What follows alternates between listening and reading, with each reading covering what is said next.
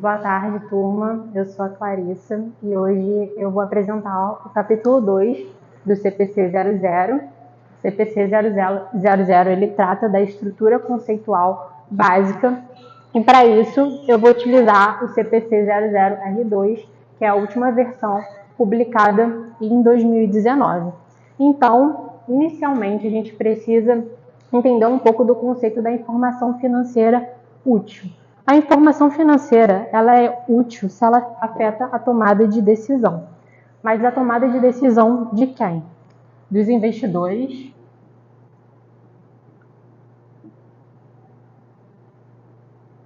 e dos credores. Por exemplo, esses são apenas dois usuários da informação, existem outros, mas esses podem ser considerados os principais.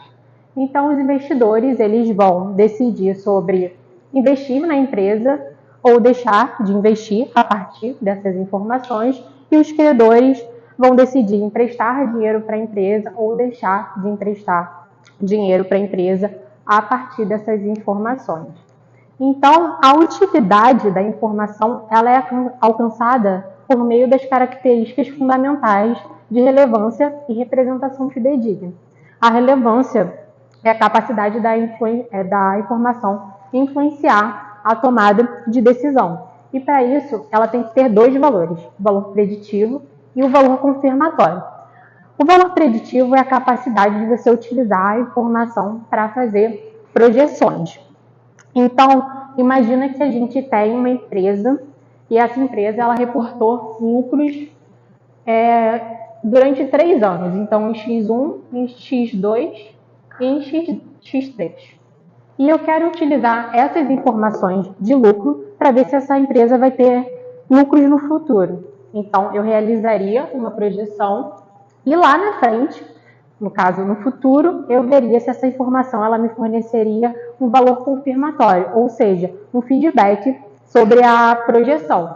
Então, esse valor ele pode ser confirmatório se a empresa continuar tendo lucro e eu esperar que ela vai continuar tendo lucro, ou um caráter não confirmatório se a empresa, por exemplo, chegar lá na frente e apresentar um prejuízo. Então, a relevância ela tem esses dois valores, o valor preditivo e o confirmatório, e além disso, ela também tem como aspecto a materialidade. A materialidade significa que a informação, ela pode, se ela for omitida, distorcida ou obscurecida, ela vai afetar a tomada de decisão. Eu costumo falar que os dois primeiros conceitos, eles são os mais fáceis. Então, omissão seria deixar de fazer um lançamento, por exemplo, ou distorcer. Você faria esse lançamento parcialmente, mas a obscuridade é um conceito que fica mais assim no ar. As pessoas geralmente não conseguem ouvir a palavra obscuridade e entender ao que está se referindo. E aí, para isso, eu gosto de relacionar a outro item do CPC 00, que é o agrupamento. Então, o agrupamento, você agrupa contas similares. O similar ou não similar não deve ser agrupado nesse caso. Então, por exemplo, se eu pego duas contas de salários, uma de salários de funcionários e outra de salários de diretores. Bom, você pode pensar, as duas são salários, então por que não agrupar? Mas para um investidor, será que esse agrupamento faria diferença? Então, se eu estou querendo analisar o quanto é pago para cada um deles, se a informação estiver em conjunto, eu não vou conseguir diferenciar. Isso seria obscurecer essa informação, ou seja, agrupar itens que não, em tese, não são semelhantes, porque um é de pagamento de funcionários e o outro é de pagamento dos diretores. Então, eu preciso dessas informações separadas. Então, essa seria a característica fundamental, relevância. A outra característica qualitativa fundamental é a representação fidedigna. E essas duas características, elas têm que coexistir. Não existe relevância sem representação fidedigna e nem representação fidedigna sem relevância. Não pode ser uma ou outra, tem que ser uma e outra, e a outra. Então, o ou ele não é aceitável nesse caso, porque se existir uma ou a outra, a informação não vai ser útil. Então, representação fidedigna significa representar a essência econômica daquilo que se pretende representar. E para isso, o CPC ele traz algumas características. A representação ela deve ser completa, a representação fidedigna ela deve ser completa, neutra e livre de erros. Quando eu penso na representação fidedigna, eu gosto de associar a outro CPC, que é o CPC de arrendamentos. Ele, para mim, ele traz bastante explícito a questão da primazia da essência sobre a forma, porque apesar do ativo não ser da empresa, sob a forma jurídica, ela tem que registrar como se fosse dela, porque, nesse caso, ocorre a primazia da essência econômica sobre a forma. Eu controlo aquele ativo, então eu deveria registrar. Então, essa seria, eu acho que, para mim, esse é um bom exemplo de representação fidedigna. Se depois vocês quiserem falar de algum que vocês conheçam, seria interessante também. Então, em relação às demais características, a informação ela tem que ser completa, neutra e livre de erros. Completa, geralmente, é sempre muito fácil de ser entendido. O livre de erros também, apesar de ser utópico, o próprio CPC evidencia isso, porque é muito difícil você falar que aquela informação não contém nenhum erro, já que existem erros inerentes ao processo. Então, antes de chegar na contabilidade, a gente sabe que existem outras diversas áreas relacionadas que podem ter cometido algum erro. Então, existiria ali na contabilização um erro mínimo. E desde que esse erro não seja material, associando a relevância, o aspecto da relevância, não haveria nenhum tipo de problema. Então, o CPC entende que erros vão existir. Outro ponto da representação fidedigna, além dela ser completa e livre de erros, é a neutralidade. E a neutralidade no CPC 00R2, ela voltou a ser apoiada pelo exercício da prudência, ou seja, não superestimar ativos nem receitas, nem subestimar passivos e despesas.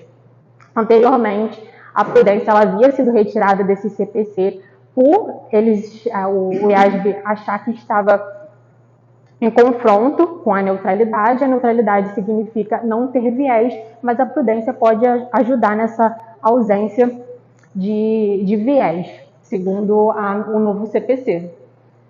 E essa seria a característica qualitativa representação fidedigna, e como eu disse, elas são características fundamentais e elas vão dar base à utilidade da informação. E como características de melhoria, a gente não vai conseguir abordar todas nessa aula, então eu vou falar sobre a comparabilidade e sobre a tempestividade.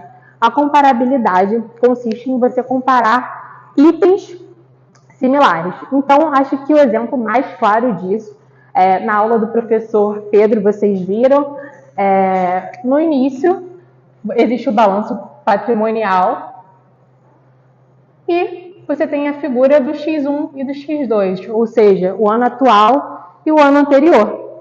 Então, você está utilizando a comparabilidade dentro da empresa. Mas você também pode usar a comparabilidade com empresas de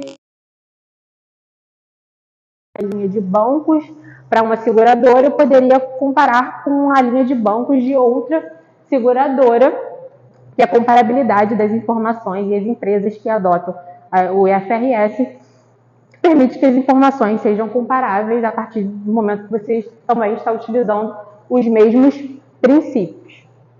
Então, um exemplo da comparabilidade eu fiz no período passado, no caso de ensino, e um dia eu pretendo aplicar para vocês esse caso de ensino sobre as distorções encontradas, realizadas pelo IRB, são as demonstrações financeiras, e a gestora Esquadra, ela utilizou a característica fundamental de melhoria comparabilidade para ver que o IRB estava constituindo provisões muito abaixo do que ele havia constituído em anos anteriores e muito abaixo do que o mercado ressegurador vinha constituindo. Então, essa gestora ela fez uma comparação interna e também externa.